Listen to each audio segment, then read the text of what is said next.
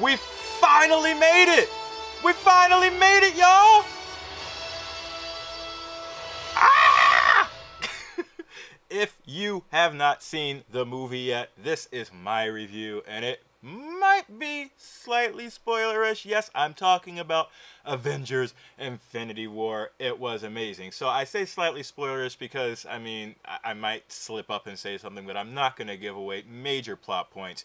And since the only other black person that I know that really talks about movies, Nathan Zed, probably isn't going to release a review in another 2 months similar to what he did for Black Panther, I'm the only person you guys have left in terms of a black voice. Because there are so many reviews out there, but you know, it's nice to hear from someone of your own race, right? No, it doesn't really matter. Okay. Well, anyway, what I mainly wanted to focus on with with Avengers Infinity War was really the pace of the movie and how well the villain was developed. And for most of us, we all know exactly who the villain is. We've seen it brought up in many of the previous movies and the end scenes and things like that. It's this guy. It's the big baddie. It's Thanos. We've seen him since like the first Avengers, courting death and, you know, saying he'll do this himself and he'll claim all the Infinity Stones. And so now we finally get to see exactly what's going to happen. And I'm going to start with that. I'm going to start with talking about Thanos a little bit because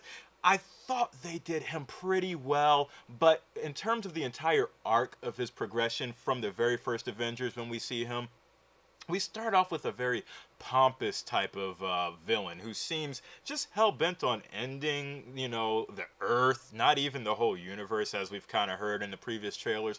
But in this movie, we actually get to see a more human side of Thanos, maybe a more empathetic or emotionally connected side of Thanos. If you don't know, and again, this won't be spoilers, but Thanos has like 2 adopted daughters, and one of them plays a pretty big, crucial role in this story. But I feel like she only plays that role because they need to humanize Thanos a little bit. They need to not make him a Steppenwolf or, you know, some person who's just out to destroy things just to destroy things. And while he might have a good reason, there's really no emotional connection to it. So we get that in Thanos, but again, it just kind of seems forced in the end. But nevertheless, it's very well put together. I mean, you get tears, you get, you know, all sorts of little things that'll have you going, oh man, I can't believe he had to do that. And so I thought that was very good. The next thing I wanted to focus on was the pacing of the movie. The pacing was as you'd expect it to be. If I had some words to describe the entire movie, I would say it was expectedly refreshing, or, you know, it's a superhero movie with like every superhero. And you'll see some of your superheroes, some of your favorite superheroes, they might just bite the dust in the end.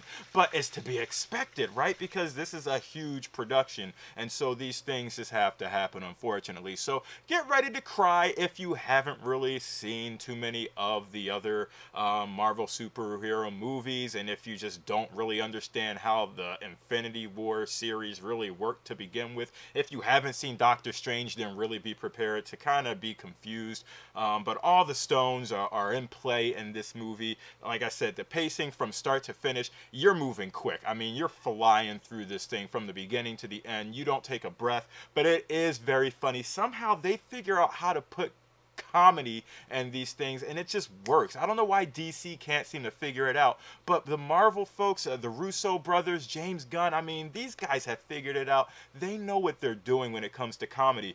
Drax playing Batista is hilarious. Thor, I mean, the Guardians and Thor, every single scene that they're in, you're just gonna laugh your butt off. Some of the other scenes, they take a lot more serious tone. You get a little bit of comedy from Black Panther with, you know, Wakanda. They pretty much maximized that in the first Black Panther movie with the comedic stuff, but really it's pretty good. The only issue that I had with the timing came pretty much at the very end of the movie when one overpowered superhero finally shows up, and it's like, yay, you're here, but then he disappears for some weird reason until like another important juncture, and then it's like, well, yeah, you're too late. So it's almost like they needed him, but then they just kind of had to get him out of the way for a while just so that they can play on the major plot point of this, which I won't get to, but I think you all know what I'm talking about when I say the major plot point in which everyone, kind of literally bites the dust. So slight spoiler, I'm not going to tell you who, but if you've been paying attention, you might know who bites the dust. But again, if you follow all the Avengers movies and all the Marvel movies, it's not going to come as a huge surprise to you what happens and why it has to happen. And they give you clear indications of exactly where this is going, especially with the post-credit scene. We get a huge reveal of who's going to be coming next, and we already know that because, again, if you follow the Marvel Cinematic Universe, you know the next couple movies that are coming out over the next 2 or next year. So you know exactly what's going to happen, and if you know about the person that was revealed in the post-credit scene, you're like, oh, okay, this makes a whole lot more sense. But yeah, the whole thing with Doctor Strange and his the Time Stone coming into play, yes, it is like, seriously, Doctor Strange would probably be the MVP for this movie because he's like, look, guys, trust the process, okay? Let's just go through the motions because this is how it has to go. So I won't tell too much more than that. Great movie. Again, it's not going to win any Oscars because it's not The Shape of Water or 12 Years a Slave. You're not getting that level of emotion and storytelling. What you're getting is what the fans have wanted to see. We've wanted to see every single Marvel character, or as many as Marvel and Disney have rights to.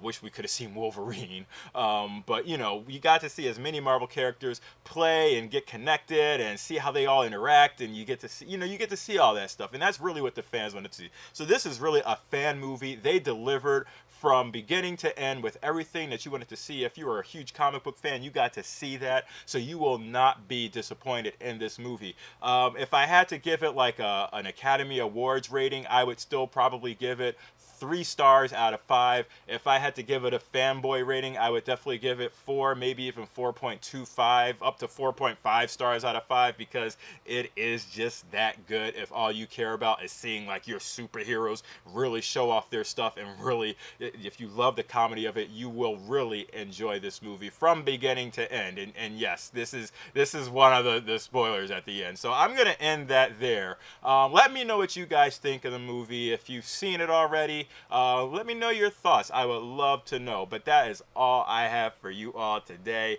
Until next time, man, I am floored. I can't wait for the next one. Who the hell are you? Just amazing! It was amazing! Alright, peace out. I'm gone. Bye.